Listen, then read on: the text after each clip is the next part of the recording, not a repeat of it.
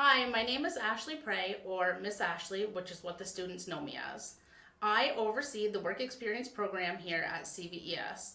The students in our classroom also work with job coaches Miss Patty and Miss Lori, and Miss Amy, who works with us 50% of the time and spends the other 50% at our One Work Source location. The objective of our students coming to us is to learn job readiness, teamwork, and job skills so that they are ready to move on to the next phase of job readiness. Our students have a variety of jobs both in and around our school and in the community. They learn anything from sweeping the floors to stocking the shelves. We have even had a school garden where the students learned how to plant and grow their own vegetables and pumpkins.